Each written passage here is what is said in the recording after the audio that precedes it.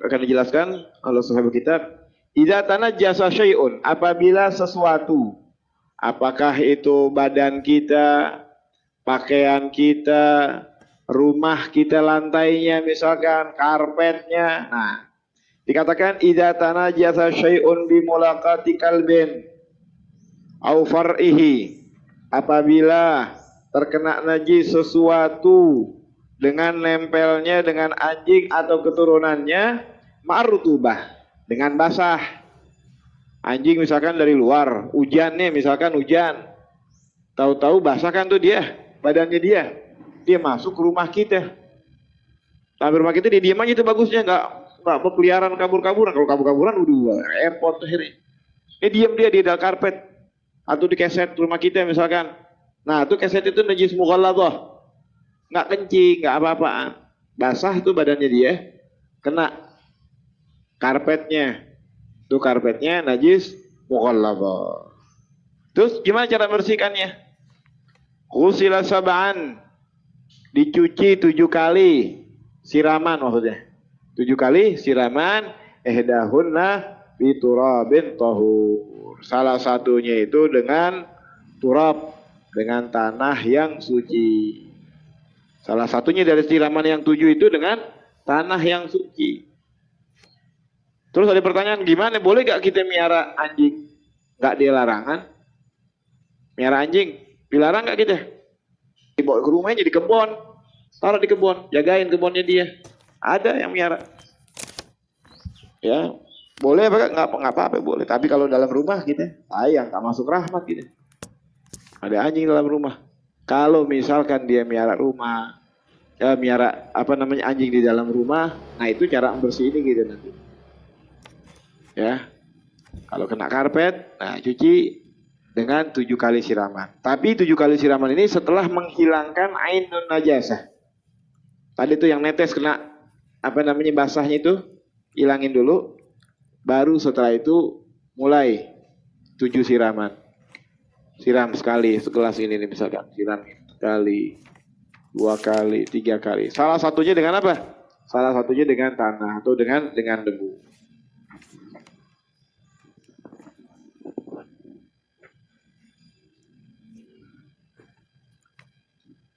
Terus tadi kan katanya 7 kali. Yang keberapa nih kita siramnya? Ya, yang pertama, yang kedua, yang ketiga, itu dikatakan oleh sahabat kitab, wal afdalu fil ula. Dan yang paling afdal siramannya adalah yang pertama kali. Paling afdal yang pertama kali. Ambil tuh misalkan, ya, ambil tanah. Ya, kemudian boleh ditaburin aja tuh tempat najisnya, kelilingin aja tuh tanah semuanya. Udah, habis itu disiram. Tuh boleh caranya begitu, nggak apa-apa. Atau lagi ambil nih ember misalkan, ya, atau gayung, kita ambil, kemudian masukin tanah kemari, diaduk, sampai keruh. Butek nih, jangan ditungguin sampai larut tuh. Sampai ke bawah, menumpuk tanahnya di sini, atasnya bersih, enggak boleh begitu, harus keruh, diaduk sampai keruh baru disiram. Yang paling afdal itu siraman yang pertama, air campur dengan apa? Dengan tanah. Atau yang pertama tadi tuh, kayak pertama gimana? Taburin tanahnya di situ, habis itu siramin, udah. Tapi kalau memang kencingnya atau kotoran tuh anjingnya di tanah, ya udah nggak pakai tanah lagi udah. Dia kencing misalkan teras rumah kita, tanah itu di atas tanahnya, ya siram aja udah. Kecuali kotoran besarnya dia, tainya dia, hilangin dulu, diangkat dulu tainya, baru disiram. Diangkat dulu tainya, baru disiram. Ya, dikatakan wal afdalu fil ula, yang paling afdal yang siraman yang pertama. Tsumma fi ghairil akhirah, kemudian di selain yang terakhir. Jangan di terakhir, akhirnya kebanyakan boros pakai airnya. Kita misalkan siram yang terakhir nih, kali, 2 kali, 3 kali, pas ke-7 campur dengan tanah. Habis kita campur dengan tanah, ya, habis kita campur dengan tanah, kan udah ke-7 tuh. Kita pakai itu pakaian. atau lihat karpetnya ya udah berdebu. Tanah kotor jadinya. Mendingan dari yang pertama tuh yang kedua disiram lagi, hilang itu tanah. Yang ketiga tambah hilang lagi. Yang keempat tambah hilang lagi terus sampai ketujuh bersih udah.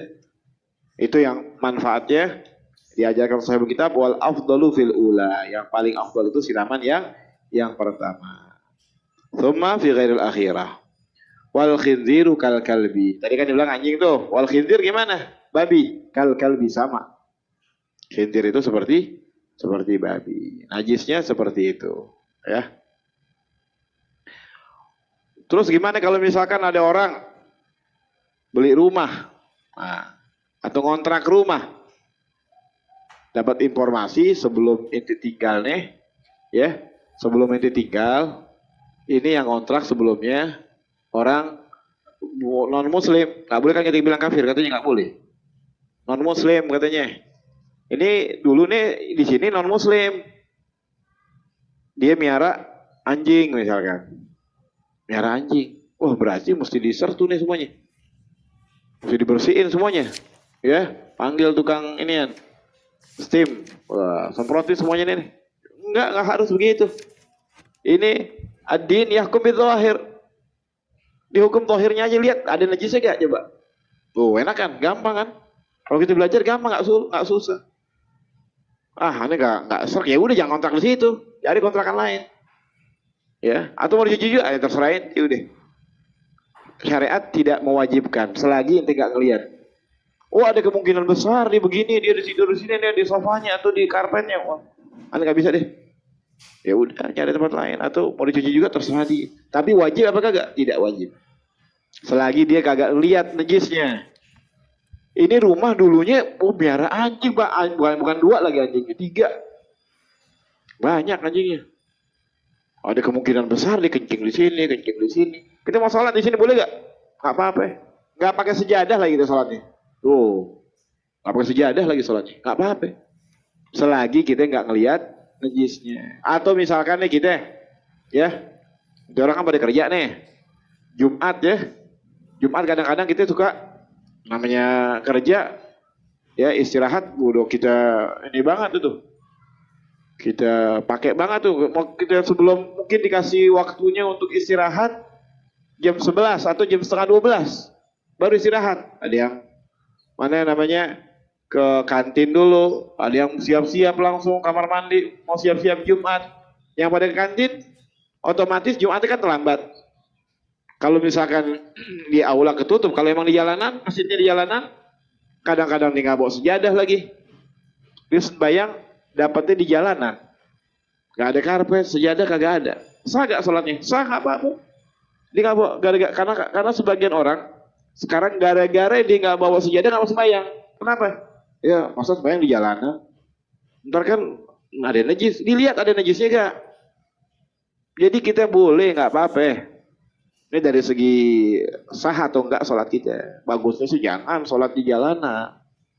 Ya, dari segi sah atau tidaknya, kalau misalkan kita nggak dapat alas, sejadah, karpet, terpal atau yang lainnya, kita misalkan nggak dapat, kita mau sholat itu sah sholat kita. Sah sholat kita. Selagi kita nggak ngelihat, ainun najasah, najisnya kita nggak ngelihat. Kalau kita ngelihat najisnya, maka nggak sah sholat kita di situ, ya. Terusin lagi sedikit. Itu tadi namanya najis mughalladhah. Cara bersihnya seperti itu. Wa ma tanajjasa bi bawli sabi lam yat'am ghairal ladani yumdah. Dan apa-apa yang terkena najis dengan kencing bayi laki-laki, lam yat'am ghairal laban, yang belum makan selain air susu, yumdah, cukup dengan apa? Dicipratkan tanpa disiram. Artinya kalau disiram boleh gak? Ya nggak apa-apa, dicipratin aja boleh, apalagi disiram begitu. Kan kagak enak. Kita misalkan lagi mau kerja nih, udah rapi, diteriska baju kita udah, ya, ada Senin masih baru. Tahu-tahu kita mau jalan nih, kita gendong dulu nih anak, dikencingin. Udah rapi baju. Kalau disiram, ambil air begini siram. Ya basah nggak enak kan? Ambil aja itu, cipratin. Cipratin lagi. udah suci. Tapi dengan syarat, ya, dikatakan syaratnya itu harus diratakan cipratannya. Kita nyipratkan begitu doang tuh, titik-titik tuh ya.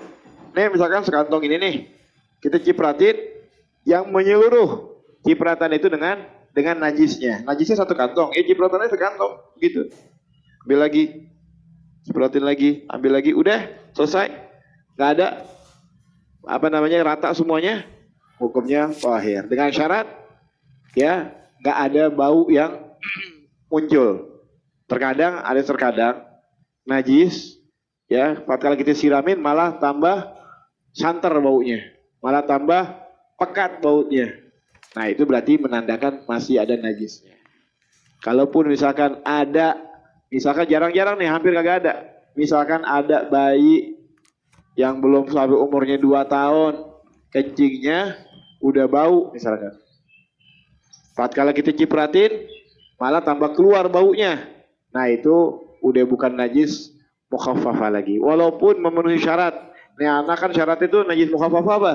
Yang cuma dicipratin, belum makan selain air susu. Ya, selain air susu ibu misalkan, atau susu murni lainnya. Kemudian belum mencapai umurnya 2 tahun. Dan najisnya adalah kencing dari bayi laki-laki. Itu syaratnya. Nah, najisnya cukup dicipratin. Tapi dengan syarat, kalau dicipratin udah menyeluruh, ya nggak ada bau yang timbul. Maka hukumnya suci. Kalau misalkan masih ada, harus disiram. Nggak bisa dengan diciprati. Kemudian wa ma tanajjasa bi ghairi dzalika wajabat izalatu ainihi wa ta'mihi wa launihi wa rihihi. Dan apa-apa yang terkena najis selain daripada dua itu. Dua apa? Najis mughalladhah dan najis mukhaffafah. Selainnya wa ma tanajjasa bi ghairi dzalik wajabat izalatu ainihi. Wajib dia menghilangkan ainnya. Apa? Bekas najisnya atau ain. Ta'mihi, rasanya, launihi, walaunihi dan baunya, walaunihi dan warnanya, warihi dan baunya. Harus hilang tuh 3 sifat. Rasa, warna dan bau ya harus hilang. Tapi gimana kalau udah kita pakai proses ini nggak hilang-hilang juga? Ala yadur, dan nggak apa-apa. Baga ulaunin, tersisanya laun, warna. Kita nyuci tai anak kecil, ya. Kadang-kadang kalau maknya itu nggak cepat bersihinnya, jadi nempel dah tuh kuningnya. Nah, udah gitu susah lagi ngilanginnya. Dikeluarin tuh, diangkat dulu, ya, popnya diangkat, kemudian habis itu dikucek, masih kuning-kuning juga. Campur sama kokok misalkan. Campur sama kokok. Kuning juga kokoknya. Gak hilang-hilang. Ini bekas tai nih. Anaknya dia. Pakai sikat, dikucek nggak bisa, disikat nggak bisa, pakai air sabun gak hilang juga. Itu yang dikatakan ma'fu. Dimaaf wala yadur, nggak apa-apa. Dikasih diservasi oleh syariat, ma'dzur, la yadur, nggak apa-apa, baga ulaunin aurihin asurazawaluh. Kalau sulit untuk dihilangkannya. Wa yadur baga uhuma au ta'mu wahdah. Tapi kalau misalkan dua-duanya ada warna, ada bau juga. Ini warnanya kan masih kuning tuh, berarti kuning. Pakai cium masih ada baunya. Nah, nggak boleh. Hilangin dulu baunya, bisa gak hilang baunya? Salah satu baunya atau warnanya, nggak apa-apa. Tapi kalau dua-duanya di satu tempat itu nggak bisa. Ya. Kemudian wa yadurru bagauhuma au ta'nan wahdah, atau rasanya aja. Masih berasa. Nah, itu menjadi najis. Ya, enggak dikatakan najis mukhaffafah. Kemudian ini najis mutawassithah namanya.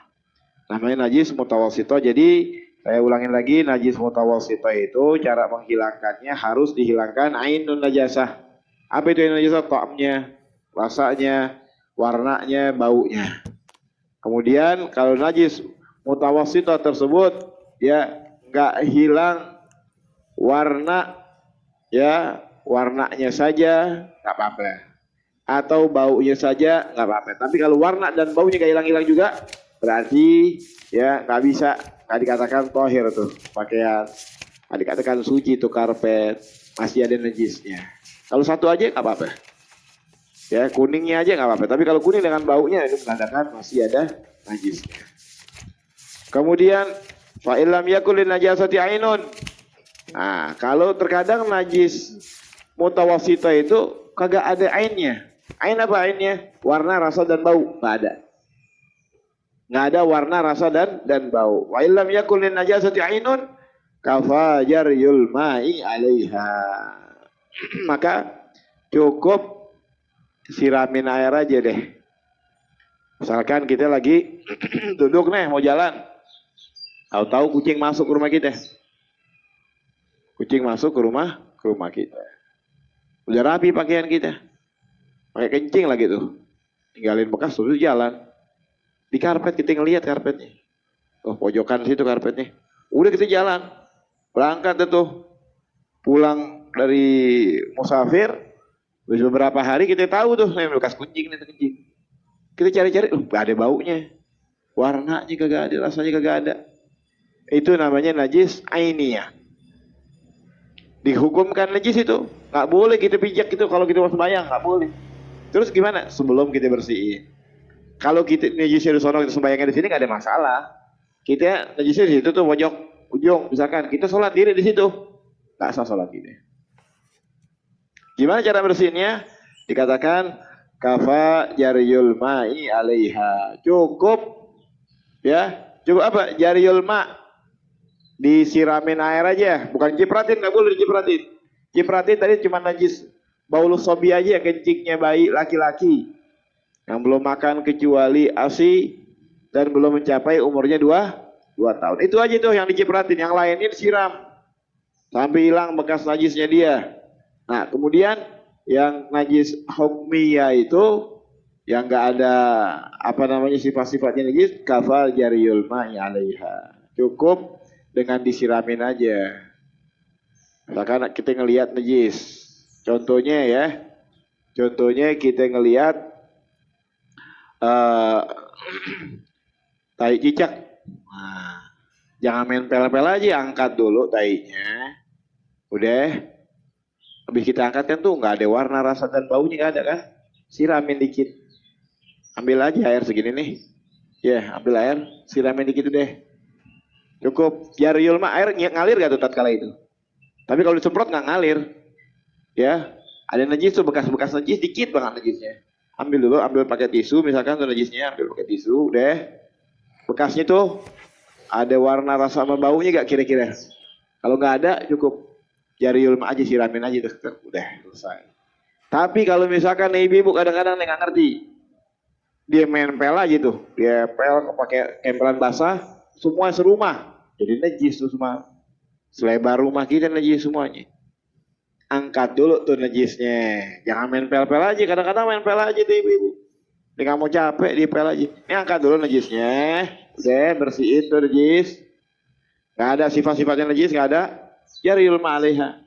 Siramin airnya. Atau dia ngompol tuh, anak ngompol misalkan di pojokan. Jangan langsung dipel. Maksud dipel seluruhnya, jangan, bersihin dulu, ambil dulu tuh ember situ deketin, ya, ambil apa namanya lap, ya kita lapin dulu tuh najisnya, terus lagi di ember atau di ember, terus ini lagi, di ember lagi, udah, kira-kira nggak ada warna, rasa, dan bau, atau berkali-kali misalkan, berkali-kali, udah siramin air, jangan tatkala masih ada najisnya disiramin air, kemana-mana najisnya. Yang siramin air itu kalau udah warna, rasa, dan baunya nggak ada, cukup disiramin air.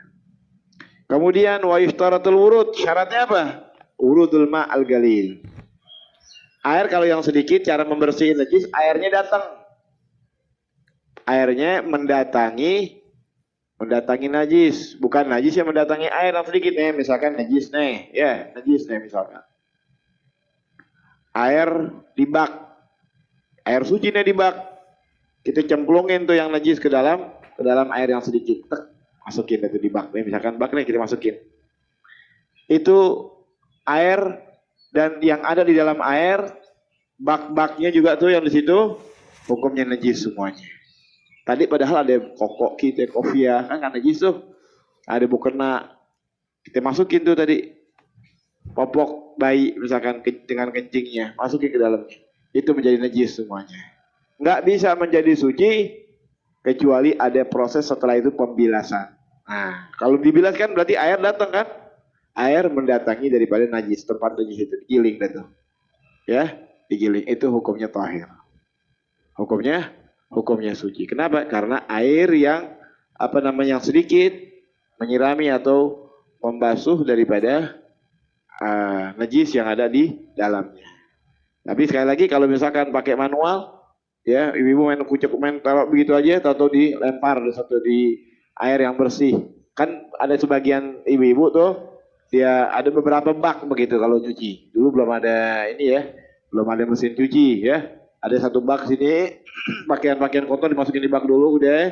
Habis itu ada pakaian sabun misalkan, ada sabun, kemudian dimasukin di sabun, habis di sabun, kemudian baru ditaruh di air yang sedikit.